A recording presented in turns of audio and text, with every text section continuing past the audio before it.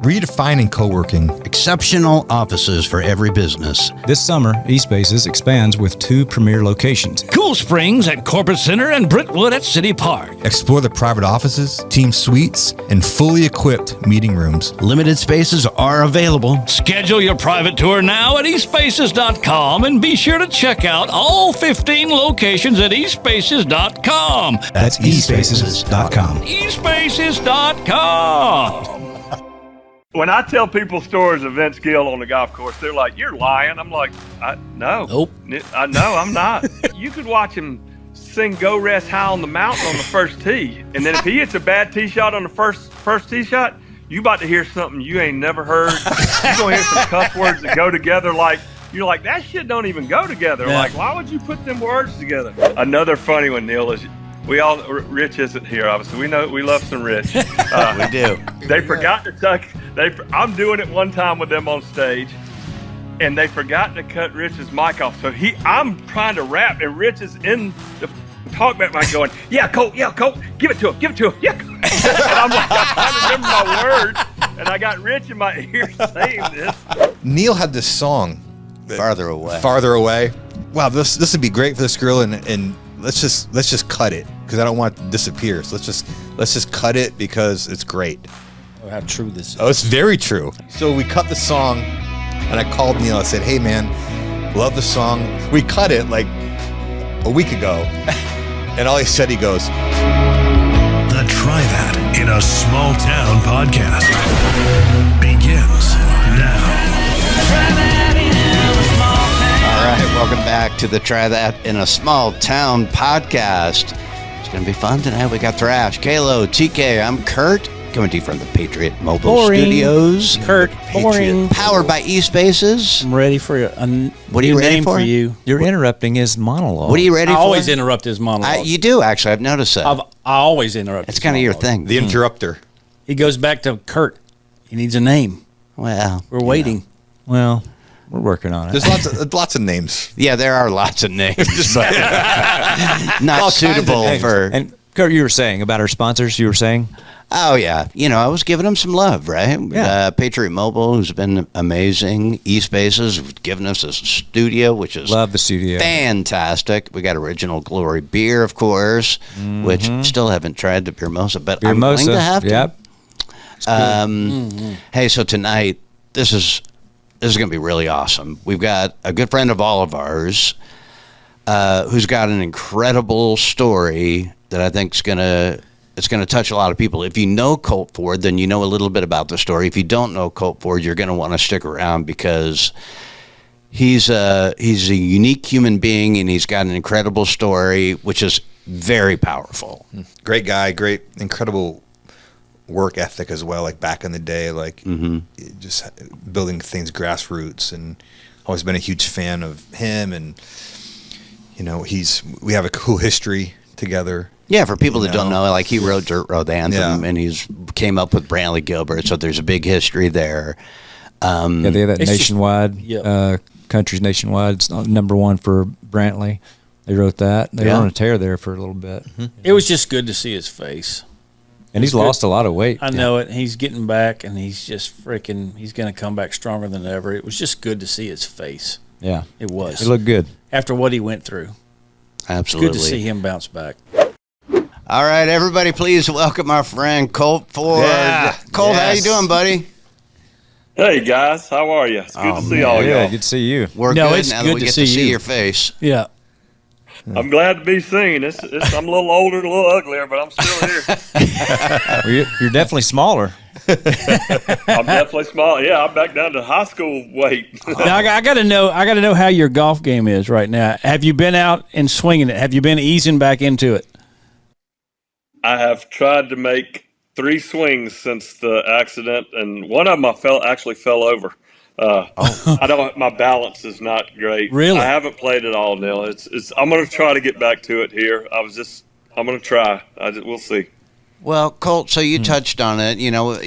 I hate to jump right into that, but obviously you've been through some hell stuff. Can you share with us, and I guess some of the viewers, because, we kind of know what happened, but I don't think everybody understands the seriousness of what some of the health scares that you just had. Yeah, it was. I had been doing better. I mean, I've known you guys, all you guys, for 20 years. So I mean, I was a big boy there for a while. I mean, and I was doing a lot better. I'd lost a lot of weight, so I felt like I was. You feel like you're doing good, and I'd just been and did a whole thing up at a big facility and checked everything out. They didn't see nothing, and 10 days later, I walk off the stage in Phoenix, Arizona, got on my bus, and I died twice. I mean, it was two major heart attacks back to back. They brought me back twice, flatline twice. I was on ECMO, that's basically the Hail Mary. That's of saving you. I mean, I was in a coma for 8 days. Had to learn to walk again. I mean, like everything shut down. I mean, it was. I don't know. The doctor told me I was 1% of 1%, and I was like, well, my mama told me I was special.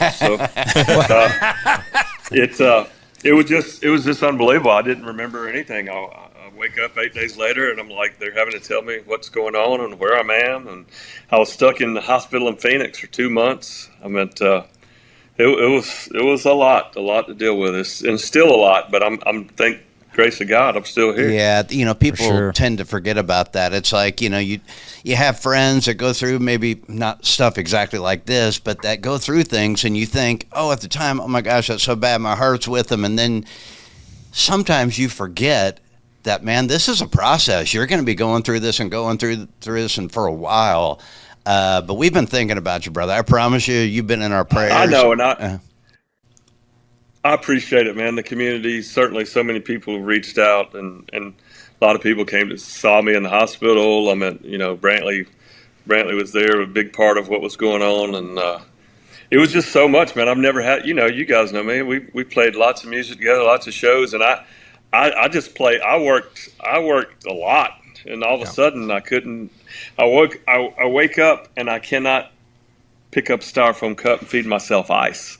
I can't do that. Like, I had to learn to walk again. I mean, it was insane. Like, I didn't know what I was in for. I didn't know what the battle was, because I never, even when I was a big boy, I could still do anything you want to do. We could, I mean, just whatever. I mean, I wasn't scared of nothing but God and my mama, and now I got crazy anxiety and nerves. I never had that before. So it's been an ongoing process that's a lot to deal with. I mean, like, the first time I went to get back on the bus, I started to step on it, and I was like, wait, last time I was on here, shit, y'all carried me off here dead.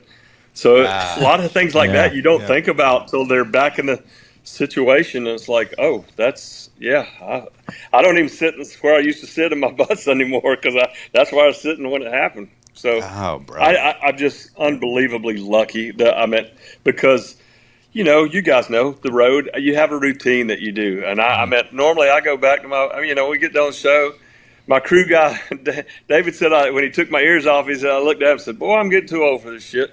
And he walked off. Normally, I go back to the back of my my bedroom, take a shower, call my wife. I'm done with the partying days, boys. We done eased on past that. We done eased on past that. So I'm just going to go back there and eat a popsicle and watch Law and Order or Dateline or something and go to sleep. But for some reason, I sat down in the front lounge this time, and for some reason, my bass player, Nick, said, well, I'm going to take Colt a drink. It's super hot out there. And he walked on the bus, and I'd already fallen out. And then it was just, chaos, and nobody knew. They didn't know how long I had been out.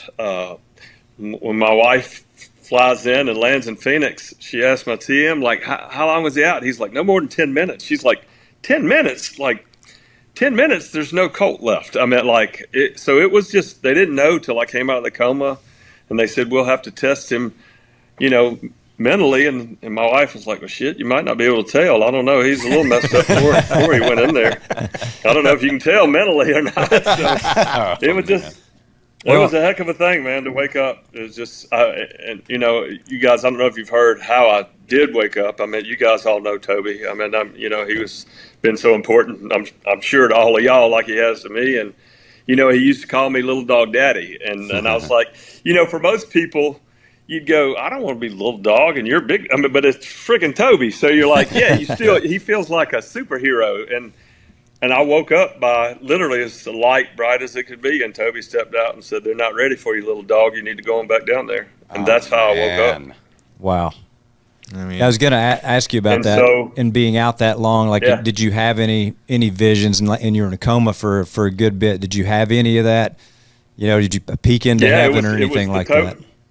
3 things I had to ask about because I didn't remember anything. I had my son, Brantley, of course, again, was out there, Gilbert, and Brantley's known my son since he was 6, and he's now 26 almost. So he you know, it's good when you got great friends. You guys know. I mean, Brantley was out there, and he immediately had his TM Corey. They got my son on a plane and bought him a ticket and flew him out there to me and my wife. And so it was just, I mean, it was crazy to wake up and just be like, I don't know what's going on. I mean, I just didn't know. I didn't know what was happening. I'm looking around like, oh, okay. I mean, I can't move. I mean, I'm just, it was wild, man. But I remembered my wife saying something to me, and my son, I asked him, he said, hey, I was whispering in your ear that don't put your gun down, Dad. You're not out in the fight. That's, you know, the Navy SEAL saying. I mean, and he's, you know, I remembered that, but that's literally all I remember. I don't remember days before that. I don't remember riding out there. I don't remember. I'd never lost time before, and that was interesting for me to never have just wake up and be like, I don't know what's going on. I don't know where I'm at. I don't know any of that. So it's been a lot to deal with, but man, the fans have been. You guys know this music. We play it for these fans, man. We write songs for these fans, and they, you know, I've gone on stage and stood out there, and they're still there. You don't know. I didn't know. I'm like, maybe.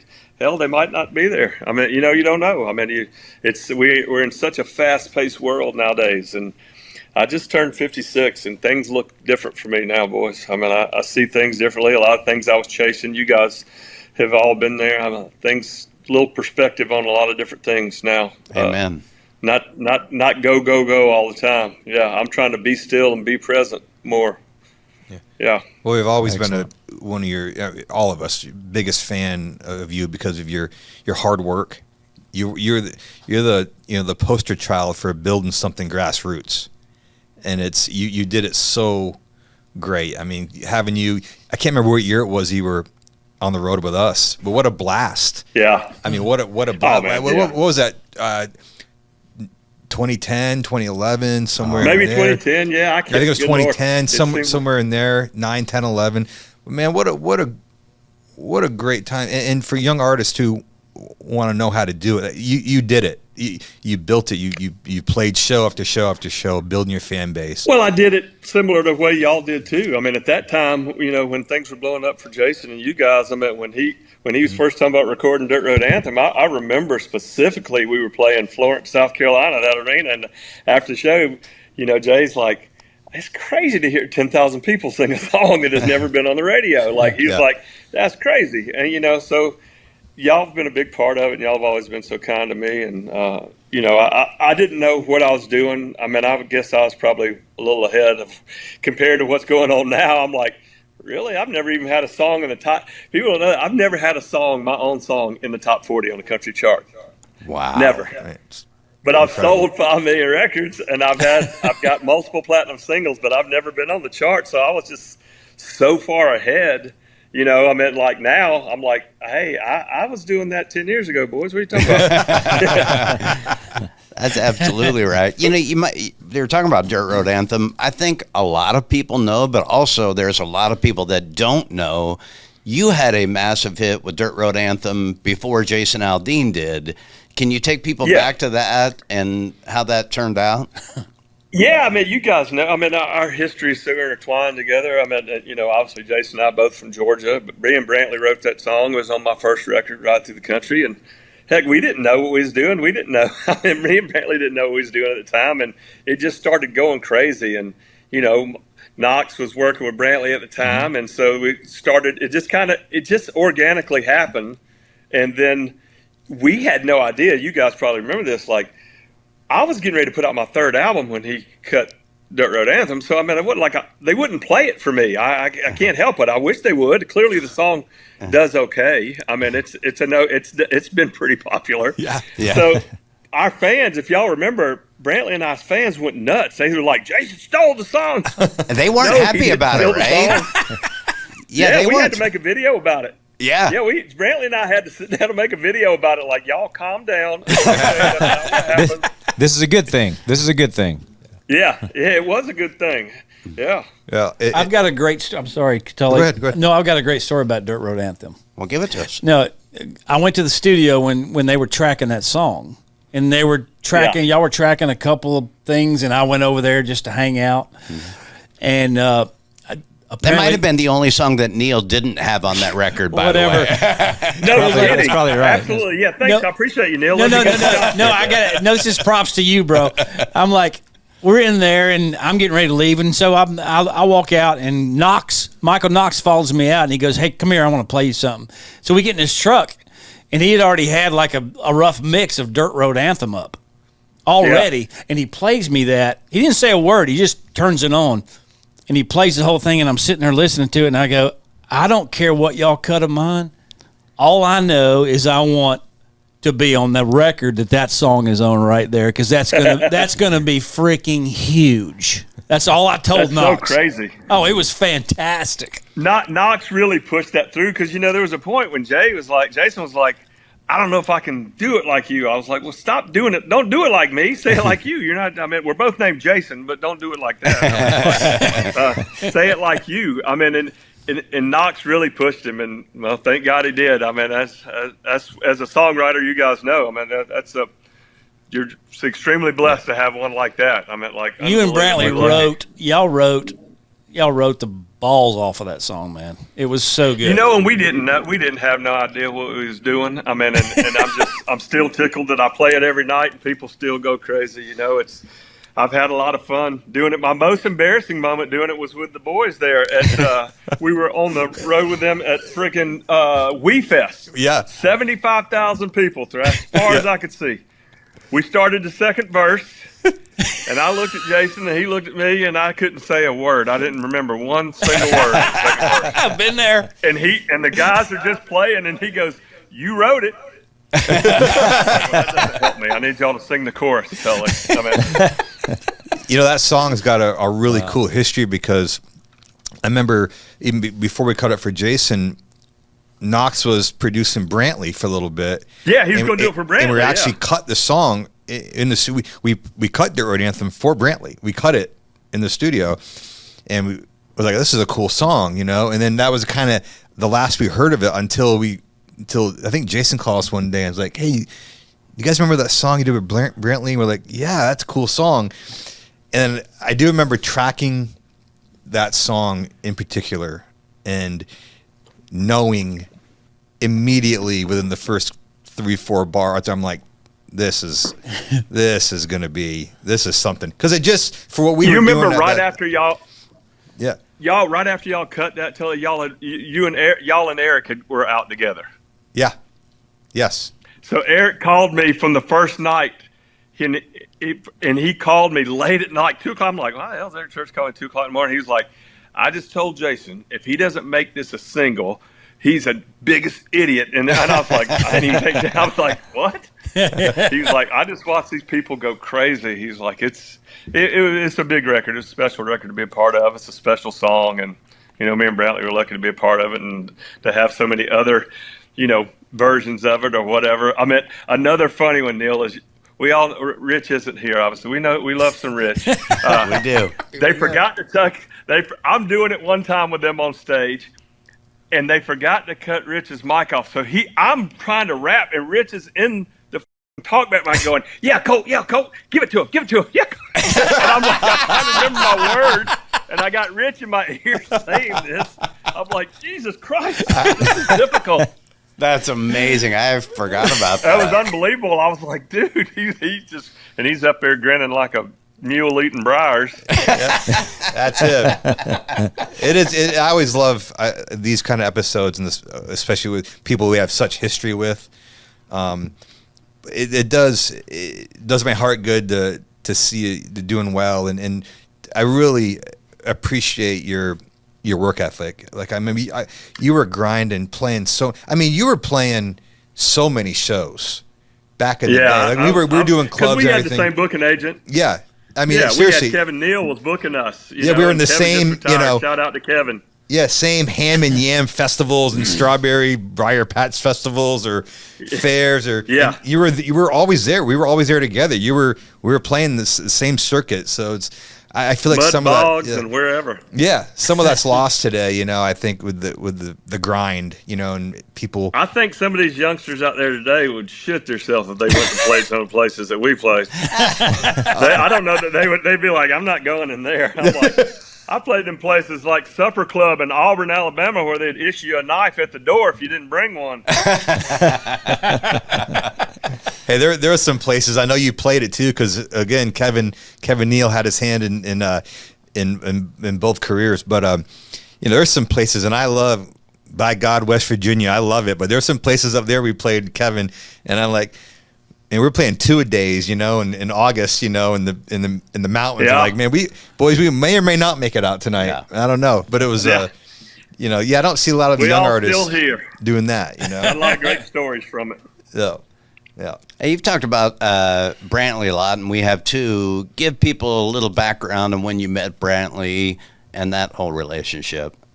Well, Brantley and I kind of came up together in the business. So he was, heck, saw a video that I was like, God, I made him really feel old the other day when I said, you know, your son and my son were the same. His son, the age that he is now, was the same age my son was when they met. And now my son I have a grandson. My son has a little boy, and Brantley just had. I was like, now y'all have babies the same age. I was like, does that make you feel old? I meant, like, my God, it's we didn't know. We were just you know, when you guys were taking off when we started, we were just doing our thing. We didn't know. We were just being honest and raw and real. I didn't know what kind of records I was making. And yeah, I mean, like, honestly, I'm trying to get back to that, to be honest with you. Like, geez, I missed that. Like, I didn't know rules. I didn't know. When I made Ride Through the Country, the song's 4 minutes or something, I didn't know they wanted it to be a certain length or anything like that. I just writing what I wanted to write. And we wrote Dirt Road Anthem. I picked Brantley up to write with our other friend, Mike Deacle, who we wrote lots of stuff with. And Brantley goes, hey, check this out. What about this for you? And he started, and then next thing you know, we wrote Dirt Road Anthem about 30 minutes, and then we went to our other write, spent 8 hours, and I don't know what we wrote. I don't know what we wrote. I mean, like, you know, you guys have been there. Yeah. Like, I don't know how that worked out, but it just worked out. Yeah. And Brantley's we've just been like brothers, you know. I mean, I'm definitely the way older brother, unfortunately, but you know, it was a big deal for him being out there because Brantley happened to be in Phoenix. Country Thunder was going on, so he immediately found out what was going on. He got to the hospital, and you guys know B's the sweetest guy in the whole world. Yeah. But he's also a little bit like a Sons of Anarchy character who, I mean, like he's that in real life if you would choose to find that. And they weren't telling anybody anything because nobody in the band is related to me, so they don't want to tell anybody any information. Well, Brantley's getting agitated with that. I mean, and then they tell him there's nothing else they can do, and he's standing there with this young doctor, and he's like, I'm looking at this guy, and he's covered in your blood. He's like, there's nothing else we could do except possibly ECMO, and we don't have that here. And Brantley just said, hey, man, either you're going to get that squared away and get him to there, or you're going back in there as a patient, basically. Jack was like, he took his Rolex off. He called Amber and said, I'm probably going to jail if they don't tell me. I'm going to tear this damn hospital up if they don't get this shit figured out. And, you know, thank God they did. That's your brother. They got me over to the Mayo Clinic and got me on that ECMO machine, that's the nurses call that circling the drain. That's what they call it. They say at 40 years old in perfect health, you got about a 30% chance to survive ECMO. And I went in there at about 260 at 54, not in the best of shape. And so I'm really, really blessed to still be here, boys. I'm so tickled to be able to talk to y'all, for real. Man, you're one of the great ones, man. Just we love you to death, man. It's all of us. Well, you guys have always been good to me. All y'all at that table have always been good to me and kind to me. And when I started, obviously, things were, again, a lot different. I was always on the outside looking in. And now the stuff coming out, I'm like, how's that okay? You told me I couldn't do that at all. You said that was not okay. And I'm like, I was doing everything you told me to do. And he said, that's not okay. But I'm just tickled to be still doing it, man. I mean, like, I'm still playing music. It's what I love to do. I mean, I can't go work like I used to, but I still get to play music. I hope to get on the stage with you boys and Jason again someday. And 100%. I'd like to write a song with y'all. Yes. Yeah, for sure. Yeah. Hey, and do you feel like as far as your artistry stuff, that taking off, is it because of Dirt Road Anthem, and then you and Brantley had another number one for him, that Countrywide, you know? Yeah, Countrywide, and then I was lucky to write George Burge's number one, Mind on You, so that was cool. Yep. I mean, I still, you know, I'm old though, man. This town, I just feel so young to me now when I'm there, and but I just love making music. Dirt Road Anthem certainly moved the needle. I mean, like, there's a lot of people that do incredible things in music, but I feel super lucky. Not everybody moves the needle. So I mean, I was super lucky that it certainly changed the musical landscape a little bit. When I came out with Dirt Road and all that stuff, it kind of moved things a little bit. And I wasn't trying to do that. I was just trying to make whatever Colt Ford could do, you know, to make music, but it ended up doing that, and I'm honored to be a part of it. I mean, there's some people that you guys know. There's a lot of people that certainly did not like it, and probably still don't like it. And hell, that's all right too. I can't help it. But I mean, you know, I'm just happy to still be doing it, boys. That's all. Yeah. Another funny story about that song. I remember after it blew up, it was like right in the middle, or maybe it just peaked out. It was huge though. That wave lasted a while in that song. We were producing an artist, I can't remember who it was, down at Soundstage. And I remember I was out kind of walking down the hall, and Billy Decker, the engineer, had an office there where he used to mix his demos. And I'm walking by it, and I heard 2 or 3 songs he was mixing, and they sounded just like Dirt Road Anthem. The writers, everybody was trying to write. Oh, everybody. And I remember peeking my head and saying, I don't know who the writers are in that song, but that's not going to work. Yeah. That's not going to work. But everybody's trying to chase it, and rightly so. It's so different. That's right. And you nail it, Colt. It's easy. We talk about it all the time. You can look at it now, and all these young guys out there doing their thing, and it's easy to do that now. But when Dirt Road Anthem came out, it hadn't been done yet like that, you know. Yeah, man. So Jason was really putting himself out there doing that at where he was at, because he was right. I mean, it was the fuse was lit, the powder keg was burning, and I mean, it was about to be like. And that song, to me, that song just sent you guys into the stratosphere. Yeah. He says that literally on stage every night. Every night. He credits that song. Yep. He goes, we've had some hits and we were doing our thing, but until Dirt Road Anthem came along, that's right, that set it into the stratosphere. It did. Yeah. And the first time I heard it, I didn't hang my head and go, damn, I wish I'd have written that.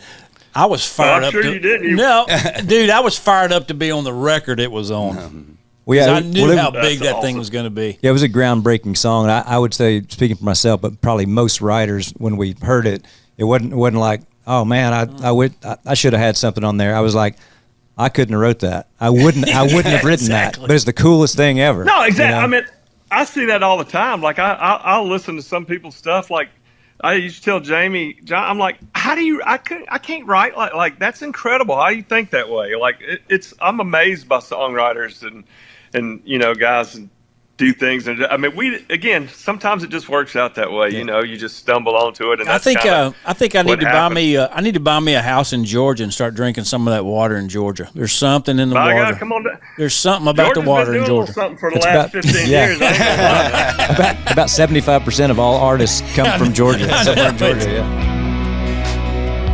You know what goes great with small town stories?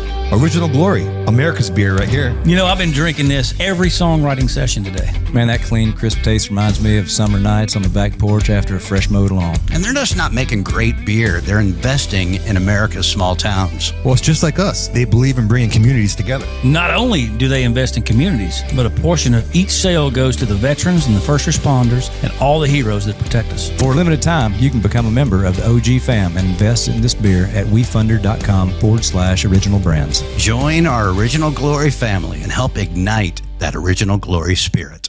My name is Glenn Story. I'm the founder and CEO of Patriot Mobile. And then we have 4 principles.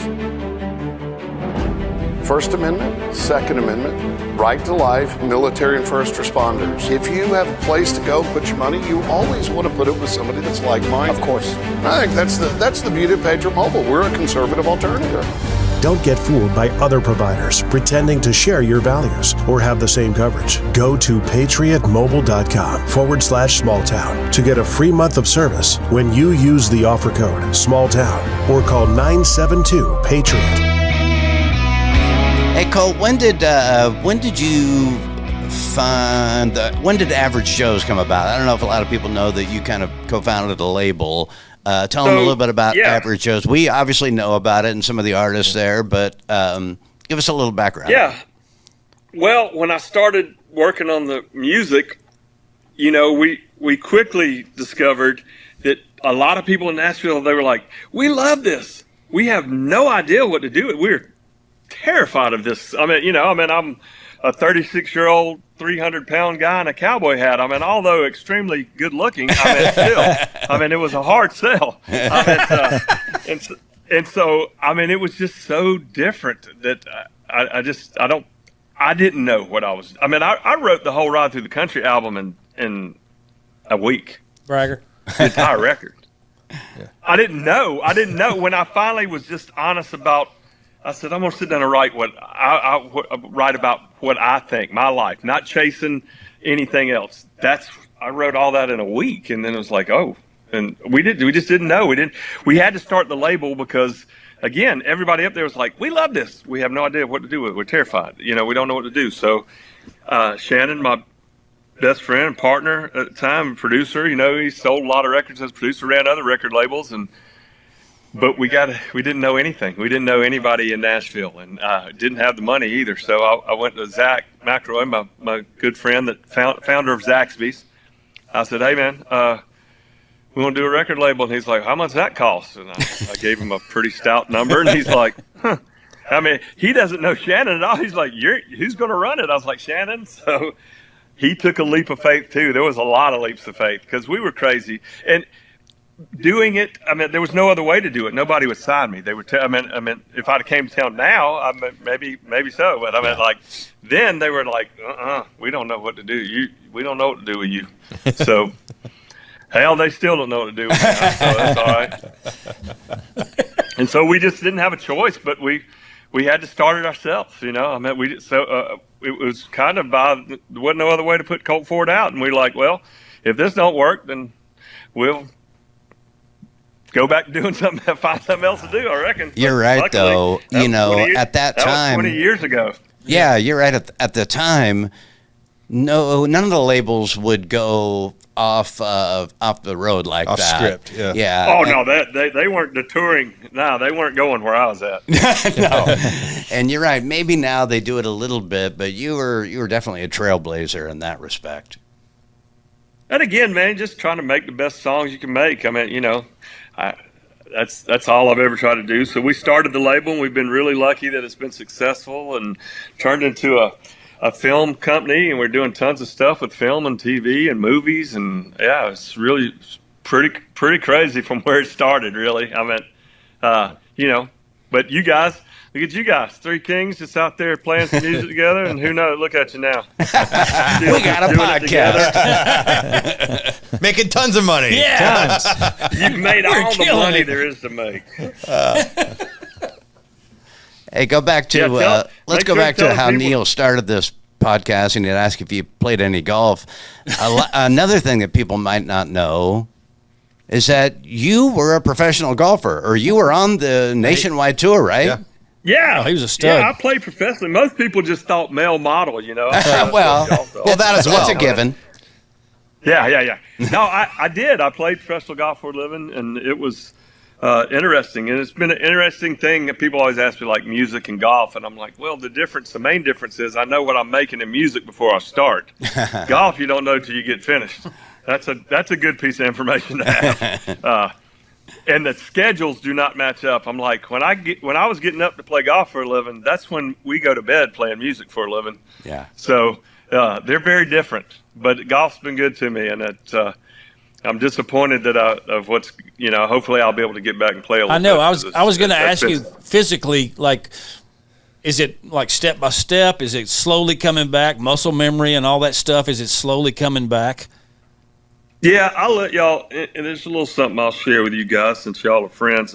So when they got me to the Mayo Clinic, they had an issue at the first hospital where they had messed up some return lines, and my right leg was about to explode from no blood flow.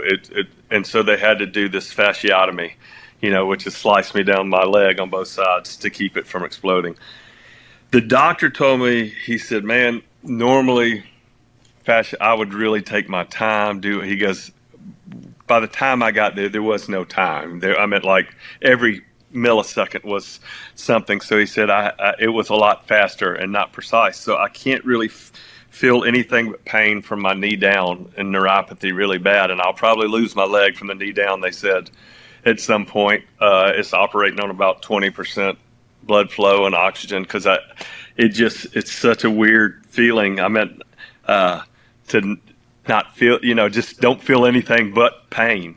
So that's weird, but I'm dealing with it. And I've done looked it up. You can do a bunch of things with one of them bionic legs. So we'll see what happens. It's not a guarantee, but it's something pretty heavily on the radar. So that's what's caused me a lot of problems with my golf because my right leg, I can't, when I try to turn, it doesn't want to stay stable. Because, I can't post up. So you get it. I cannot post up on my right leg. And one of my friends, my fiddle player, Rylan, goes, well, man, you go out there with that. I shot 89. I'm like, if I shot 89, I will punch a baby. I cannot do that. I cannot do that. Well, I don't know.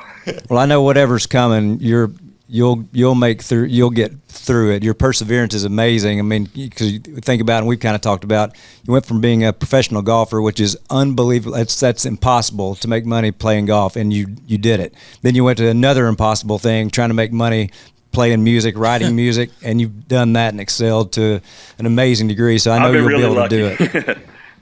But it's a lot of hard work too, though. It's not just luck. It's a lot of hard work. You got to work hard. There ain't no doubt about it. But I mean, I've just a lot of luck, a lot of breaks. We all catch them along the way, and I'm, guys sitting at this table, letting me share the stage with them. I mean, it's humbling to still be able to do it and still be friends with you guys. You guys have been doing it so long, so successful, and I'm just still trying as hard as I can. I don't know what else to do. I got a new record coming out November 7th. Probably be out, and I'm excited about it. I actually cut a song that Jason had on hold, which is, y'all will be surprised, boys, when you hear a couple things, because I didn't work for a year, so I started working on my voice a little bit, and all of a sudden it's like, oh, I didn't know I could do that. I mean, and I played some of this new stuff, and they're like, wait, Brantley's like, that's you? Because Jason had called us several years ago. Brantley and I were on Brantley's cruise, his first Kicking in the Sticks cruise. He goes, I need another song. We wrote this song called The Tracks because, Jason loves trains and stuff. And he loved it, but then y'all didn't cut it with it. And I just kind of stumbled back onto it and cut it. And that, I mean, I don't sing like Jason, obviously, but it sounds like, it's like rock and country like that. And people are like, wait, that's you? I'm like, yeah. Maybe I can get me a Neil Thrasher song. He's stingy with those. You got to be careful. He is. I know. I may have told this. I love this Neil story so good. Back in this time period, this is a great story. Around the same time, Dirt Road Anthem is blowing up. We start producing Thompson Square. You remember this stuff, and we start producing some other people, and we were producing this girl, and Neil had this song, and I can't remember the title of it, and I wish I could right now. Farther away, and back in those days, I'm like, wow, this would be great for this girl, and let's just cut it because I don't want it to disappear. So let's just cut it because it's great. Oh, how true this is! Oh, it's very true. This is very, very true. So we cut the song, comes out great, and I think I emailed Neil's publisher at the time, and she sent me Neil's phone number, and I called Neil. I said, hey, man, love the song. Wanted to let you know that we cut it, So we cut it like a week ago. And all he said, he goes, ask next time. Ask next time. I did not say that. That's what you said. That is so not me. It's not even funny. He didn't say anything. That doesn't sound like Ask him. next time. Neil, that ask. doesn't sound like That Neil. sounds like that's But like a total dick. Maybe sarcasm. I don't do that. You No, might have, no. You might have said it sarcastically. Maybe. I wish. Trust me. I can't even fathom me saying that to you. Ask next time. That's exactly what you said. You said ask next time. Yeah, Are you sure you talked to me? Neil. No.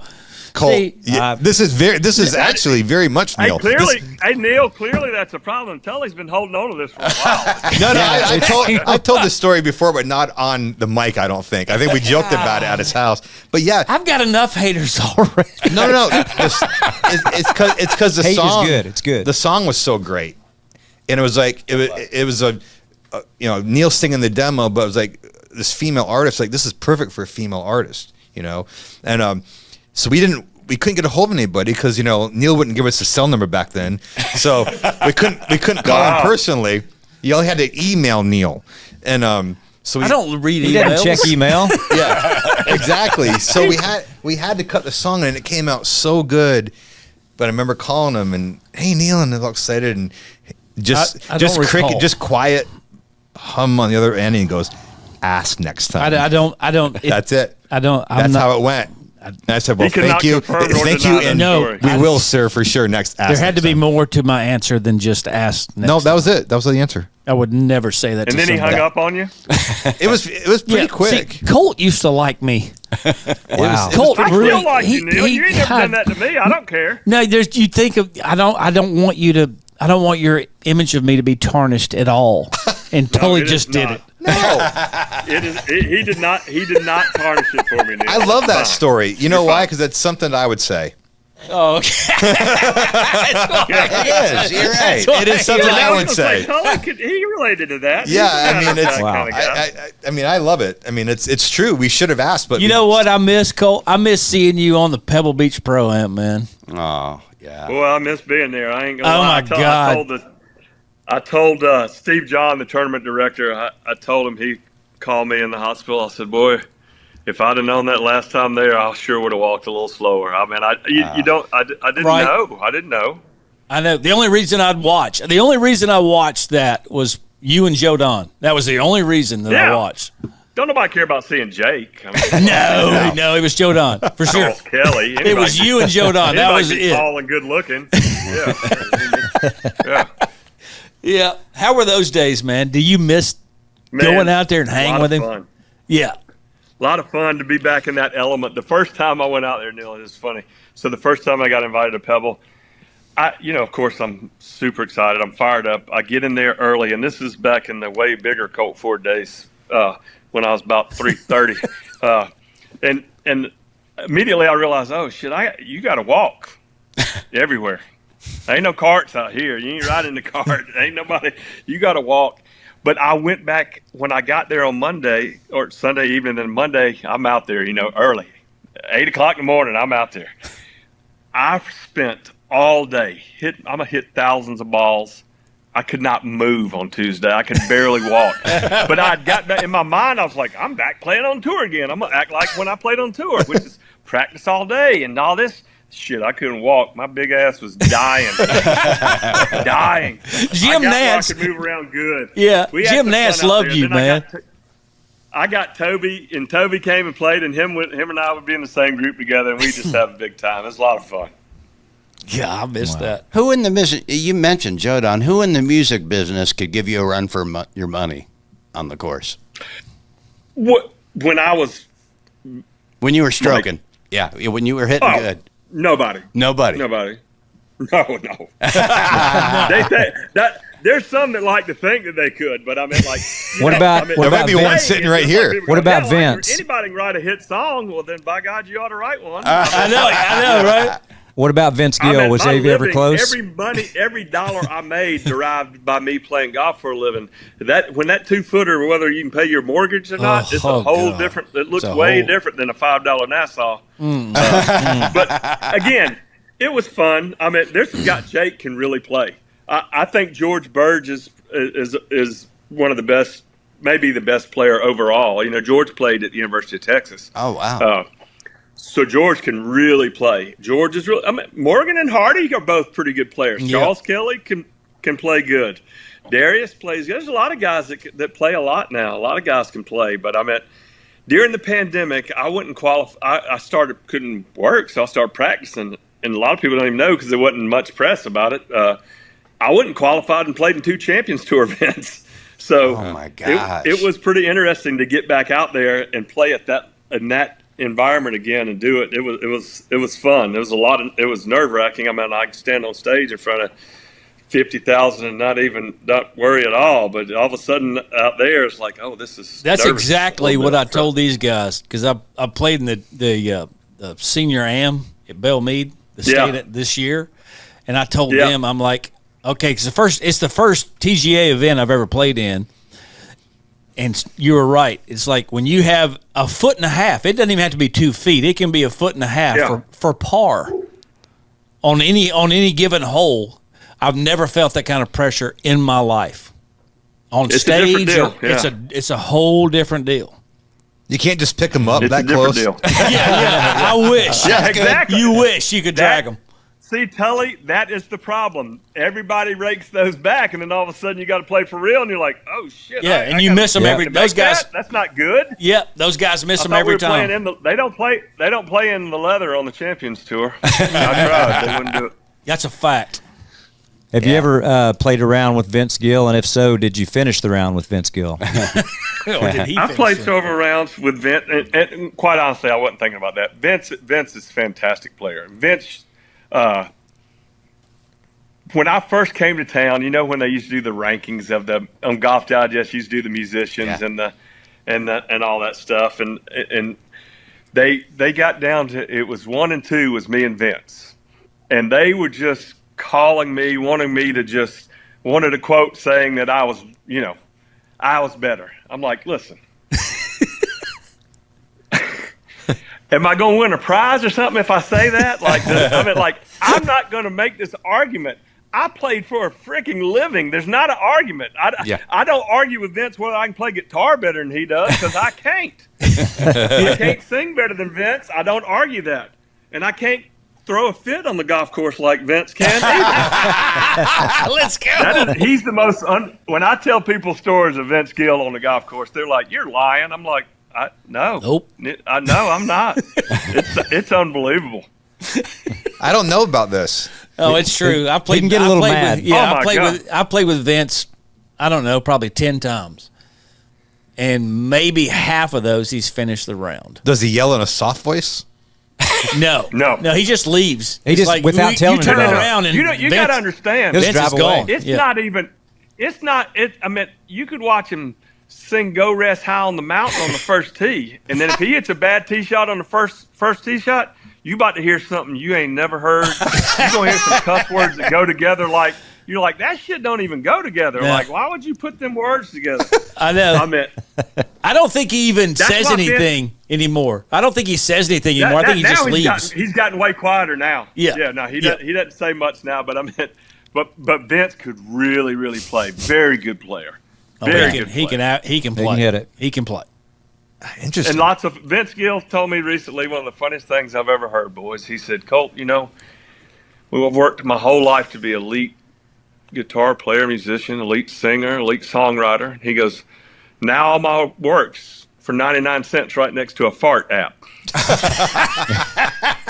That's what he told me. And he goes, and they'll buy the damn fart app and steal the music.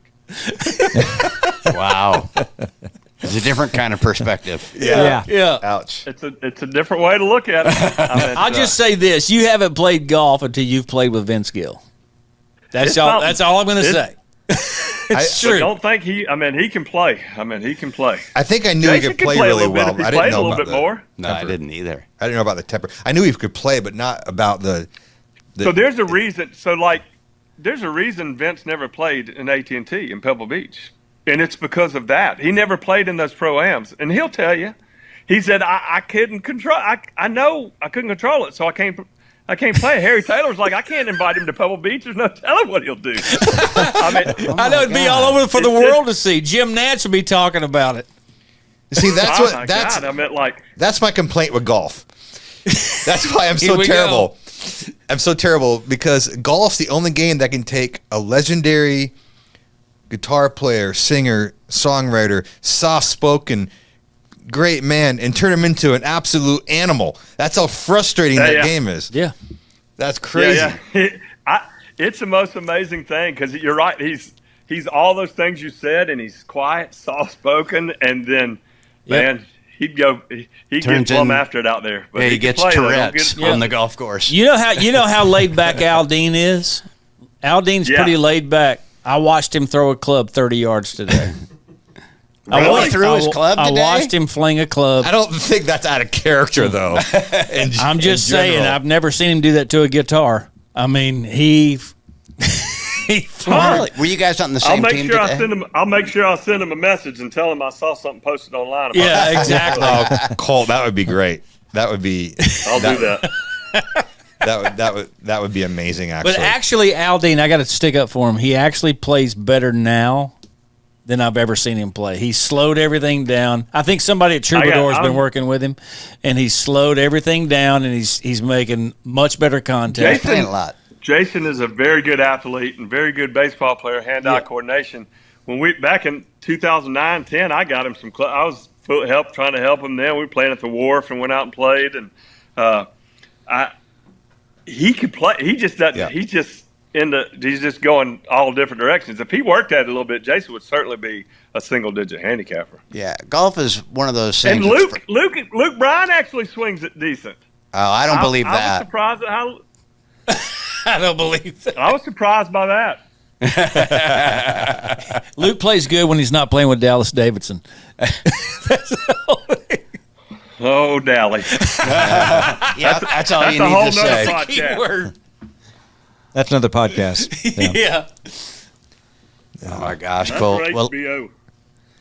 listen, brother, you know, we've used the word perspective a couple times in this podcast. And I truly hate that it takes something like that to give someone perspective like you're seeing the world now. But I hope that it gives us a lesson. I mean, we get wrapped up in our daily lives all the time, and then we come in here and talk to you, and you're like, oh, my gosh, this man has gone through it all. And, brother, we love you like you can't even imagine. Yep. I appreciate it, man. I do. I appreciate you guys. It has been hard. I've always been pretty tough alpha male dude. Like I ain't scared of nothing. I meant it, but this has been the fight of my life. And luckily I have an amazing woman and family and some friends like you guys that have continued to encourage me and still let me hang around. And I'm just trying to still poke around there and still see if I can make some good music and play a couple of shows and, just lucky to still be here. But it changes the way you look at everything about what's important and what's not. Like the things that I've chased for my whole life, I'm like, man, y'all can have that. I'm trying to make everything more simple. That's all everything I'm doing is about making things more simple now. Just, again, be still, be present with the people that you're with. And if you love somebody, man, let them know. Tell them.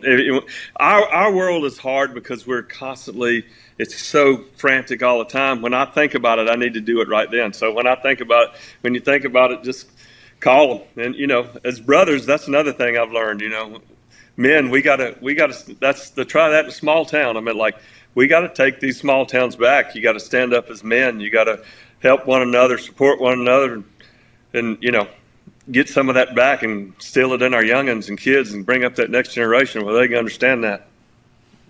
Amen, brother. Amen. Yeah, 100% agree. And you've been doing a great job with the giving back also, because with the MS, and then you've got the mental health. You're really an advocate for that as well. And was that before everything happened? Yeah, that or was before. Yeah, that was before. I mean, I was dealing with a lot with this myasthenia gravis stuff, and I just had never had health issues before. Never had anything wrong with me, and then all of a sudden to have something make me have to be still, I never had that. But I mean, when you have success, I mean, and you guys know because y'all all give back. I mean, like going out, totally talking earlier about Brett Saberhagen, the pitcher, the longtime pitcher in the Major League Baseball, great friend of ours. Like, there's charity work. You're supposed to give back, man. What are you doing? Like, that's what you're supposed to give back when you've had some success. You're supposed to pick up young artists, and give them a shot and try to tell them what. I mean, that's what it's all about. That's what it was for me especially 20 years ago when I first met you guys. When we started, it was such a camaraderie, and I still love that. And I want to keep trying to encourage that. It's not as much as it used to be because it's the same on the tour. Like when I go out and visit tour players now, when I was growing up, we all traveled together. We stayed together. We ate dinner together. Shit, these dudes got 8 different dudes traveling them now. I mean, you got a physiotherapist and a trainer and a manager. I mean, they got all kinds of a cook and a chef. I mean, like they don't hang out with each other anymore. Yeah, I miss that. I miss just hanging out with one another. Just after shows, kicking it down. That was a lot of fun. We all grow up a little bit, get a little slow down a little, I reckon.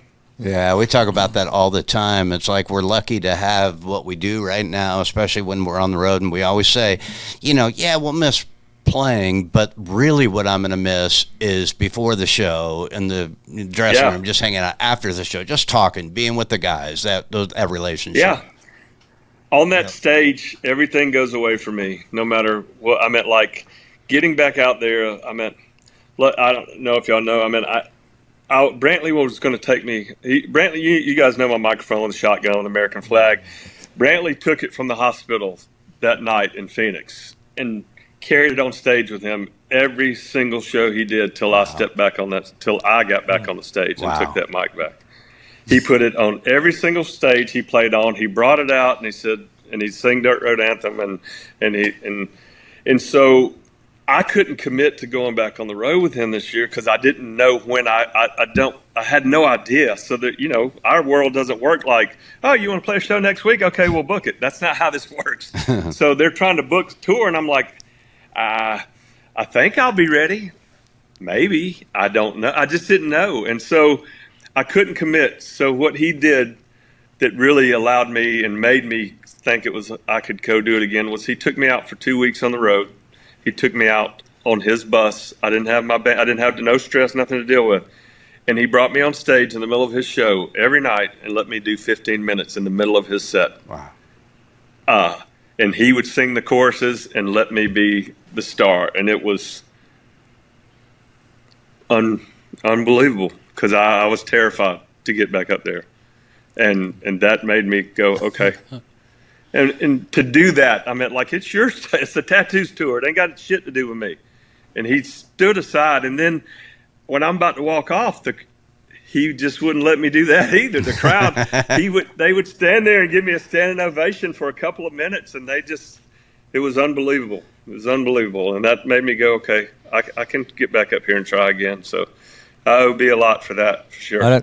I don't know, Brantley, but that's about the most selfless thing that someone can do. You guys know the world we live in. And that's not even disrespectful to even somebody like Jay. It's no disrespect to nobody. That just doesn't happen. Not even promoters don't even want that to happen. It's like that was Brantley going, I don't give a shit what y'all say. This is my brother, and I don't care what happens. We're going to do this, and that was big for me being able to go, okay, so. I'm back out here. I'm doing it now. I'm playing. The shows are rocking. It's fun. Hopefully, I get back and play with you guys again sometime, and we'll just keep on rocking. We'll keep trying to do it in a small town. I like that. There you go. Come on, it's so good to see your face, brother. Yeah, absolutely, it's so good to see that you're doing good. You look good. Your color's good. You look great. I don't like that hat, but you look good. I know you don't. You look fantastic. I made Tyler Farr. You talking about Tyler Farr? When he found out how much I weighed, he nearly killed him. He said he was going to kill himself. I don't know. He was so mad. He said, I never thought there'd be a day where I was heavier than Colt and wear bigger breeches. I said, hey, man, times have changed. Times are changing. Guys, I love y'all. I'm so love you, buddy. Love you too, Colt. Thank you, buddy. Thanks for your time, proud of all man. of y'all. Super proud of all. Congrats on the podcast and congrats on that song. That was a great song. Great song. Thank when you you very get much. back going, we need more of that. We need to get you. I need to get you out to the Grove, man. When you get that swing back, that leg. Hey, that leg's going to come back. I played with Kevin a few times out there. The place is good. I'm going to work on it. I'm going to work on it and try to get back where I can play. Maybe next spring I'll get out there with him. We'll do it. No, all I want you out there for is for tips. That's all I want you out there for. I can do that. I can go do the tips now. Hell, I can ride around now. I can do that. I want Coach Ford out there. I got it. Yeah, you do. You know, it's fun. I still enjoy giving. I still have tour players that are friends of mine that I've worked with that'll call me up sometimes and be like, "Hey, man, have you looked at this?" Because TV Now coverage, you can see so much more. And I'm like, oh, yeah, maybe your ball position's a little off or something. So I still enjoy it a lot. I still love talking about it. Yeah. Well, we love you, brother. Awesome. Yeah. Like you said, we're going to make it a point to see you soon, and we can't wait for it. I look forward to all that. I look forward to seeing you guys in person. And thank y'all. God bless you. Have a wonderful Thanksgiving and Merry Christmas. And I can't wait to see you boys. You too, Colt. Thank you, buddy. Brother. Love you, man. Thanks, guys. Appreciate you. We've done a lot of episodes, and not many make you sit back and go, oh, man. He said it a couple times, and I said it, but the perspective that you hopefully gain from that is actually overwhelming to me, because just today, this week, I've got a lot of stuff going on. I feel like, oh, man, I'm getting stressed. And then you talk to Colt, and it's like, oh, man, okay. That's a whole different thing. Yeah. And what he's been through and his newfound perspective it's actually beautiful, even though you have to go through some of that to gain it. Yeah. Anybody got our thoughts? No, I just thought I'm just the same. Just kind of encouraged and motivated by that, because we're very close to the same age, and he said he went to the doctor like 10 days prior, to having the incident and stuff, and then that happened, and you think you're kind of in the clear, then that happens, and he's having to relearn things, simple Basic things like walking. That's right. And filling a cup up with ice and stuff like that, and just different. And then also, I love the what he talked about, the appreciation he has for his family and his friends. Not that he didn't before, but if that happened to any of us, it's going to be that times 10. Yeah. Because oh, thank God I'm still here. Yeah. And so anyway, I just thought that was really cool, and the fact that he's working through things like now he has different things he's never had, like anxiety. But he never had anxiety before, so now he's having to figure out how to deal with that going on stage in front of a ton of people. So just a lot of new things, but he's still a lot of people that they would kind of shrink back into a shell and say, I'm not so I've sure done I good. wouldn't shrink back. I might say, hey, we've done good. I'm done with that now. I'm going to watch the grandkids and stuff, but he's still out there working. It's very inspiring. No, day by day, he's got a plan. He's coming back. I want our listeners to pray for him. 100%. Yeah. And his healing. Yeah. And his mind. Still could take some time. Yes, yeah. Absolutely. Because his whole attitude, his whole demeanor seems really, really positive. And everybody just keep him in your thoughts and prayers, please. Yeah. Well said. Yeah, That's great. 100%. We appreciate you guys listening. If you're watching on YouTube, leave us a comment. We'd love to hear your comments on this episode specifically, actually. Leave us a review, download the episode. We, as always, want to thank Patriot Mobile, eSpaces, Original Glory, and we want to thank you guys for watching and listening. We'll be back next week to try that in a small town podcast.